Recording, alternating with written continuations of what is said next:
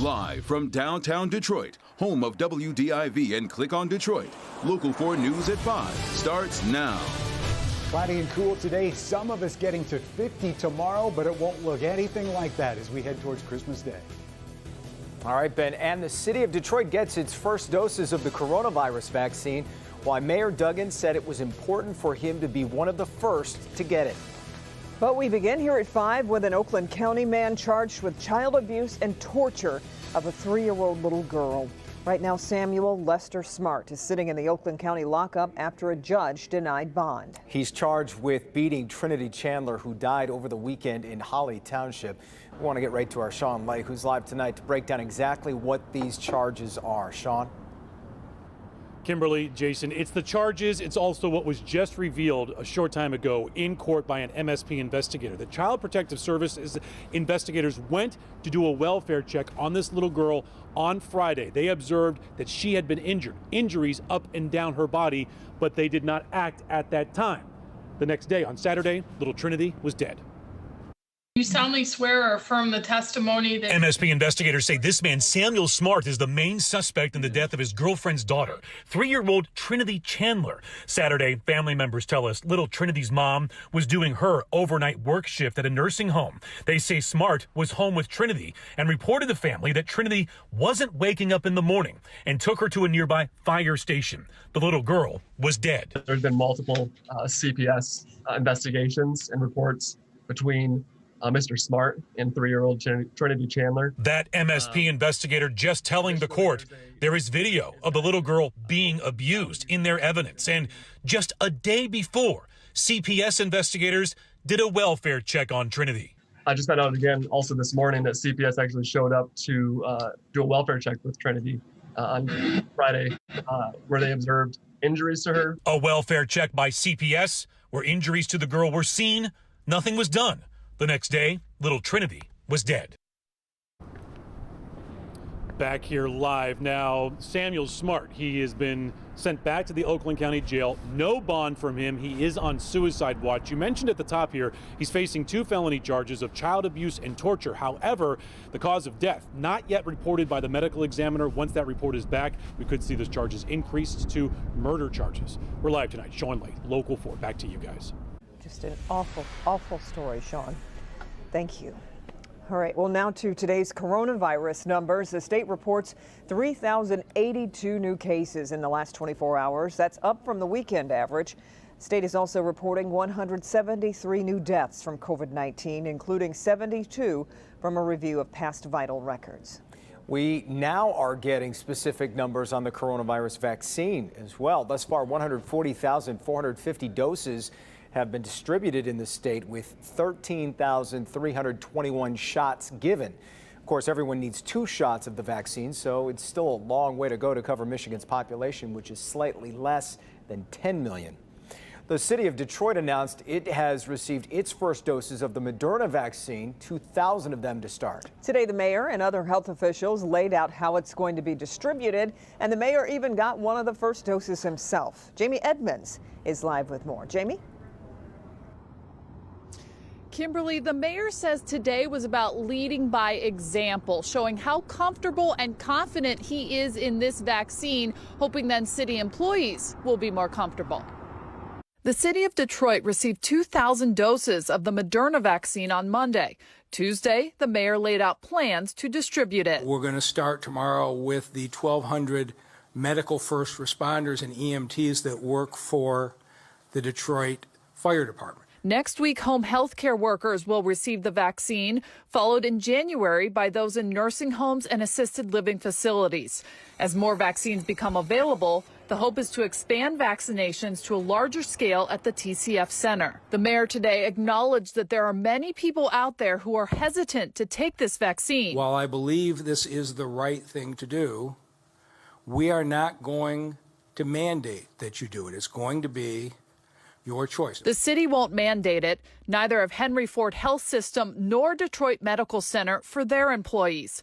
Those respective leaders say it's important to educate. I was able to sit in the injection chair with confidence, having read the science, having looked at the data. Starting with Mayor Duggan, they all proved their point by receiving the vaccine publicly. One of the reasons I'm here is to, one, serve as an example for the 33,000 plus team members at Henry Ford, but also to serve as an example to African Americans in our state, in this region, and in this city, and to let them know that I feel very confident in both the safety and efficacy of this vaccine.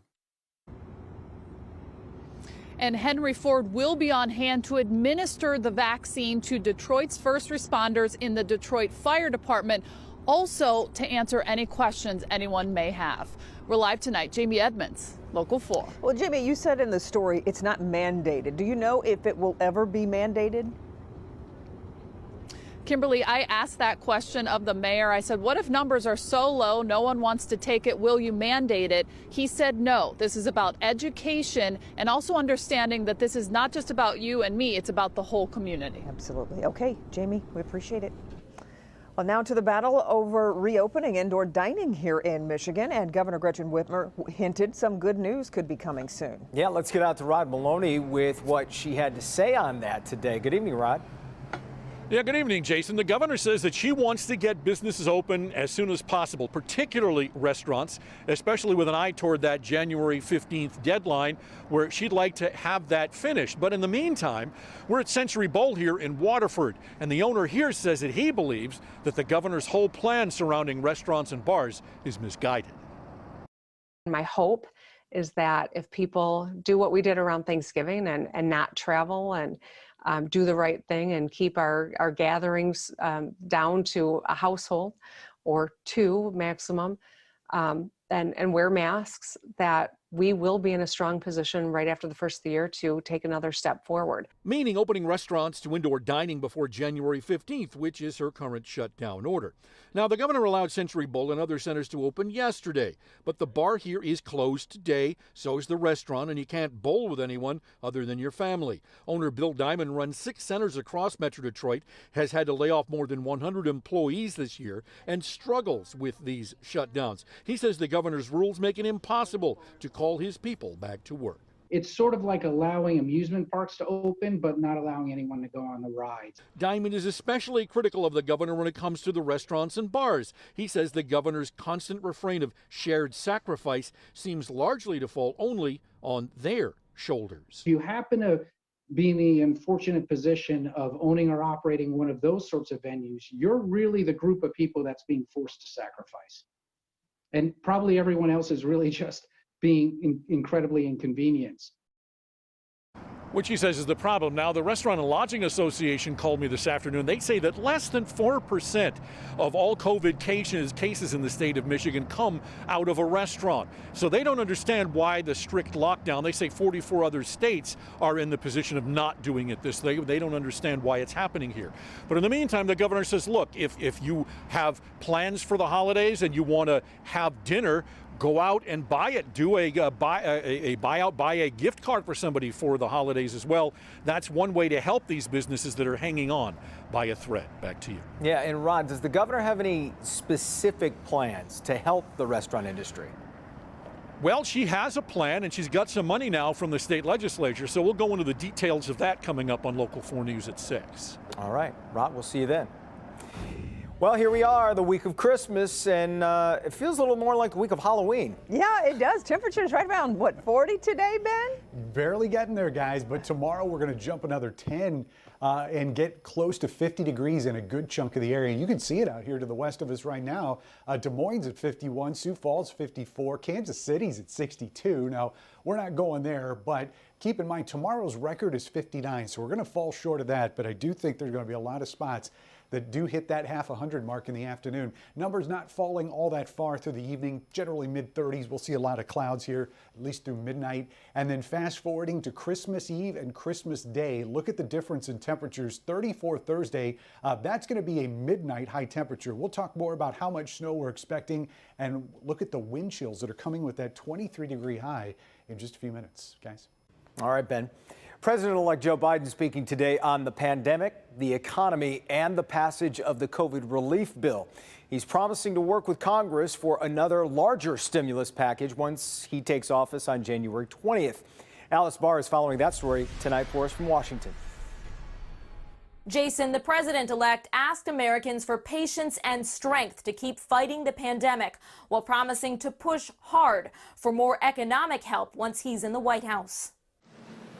President-elect Joe Biden addressing the nation ahead of the holidays, urging Americans to stay vigilant against COVID-19.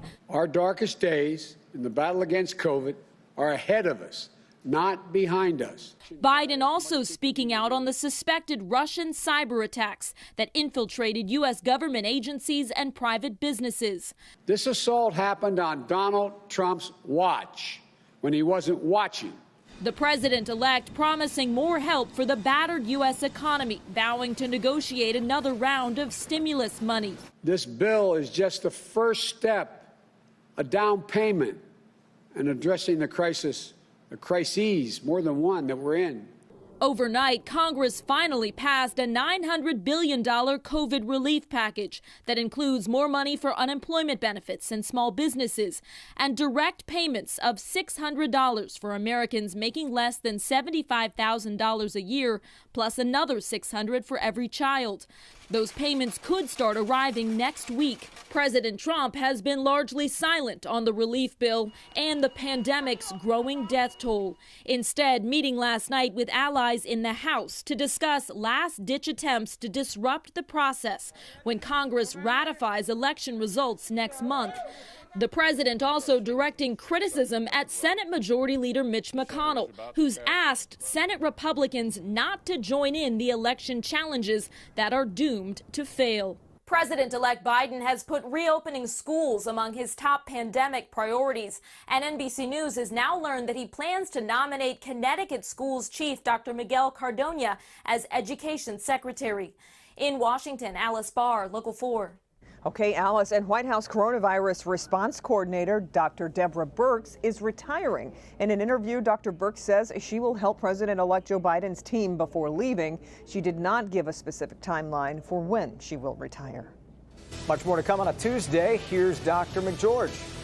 Pfizer and Moderna's vaccines are rolling out, but what does that mean for the other vaccines still in development?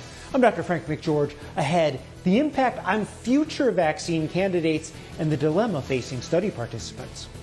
As we approach Christmas, the deals are out there. In fact, some bigger than ever before. We're going to break them all down for you coming up in my Help Me Hank report. With direct payments coming for COVID relief in the next few weeks, many are saying help is on the way, but poverty advocates are saying that may not be enough. Coming up, how far they say $600 will go.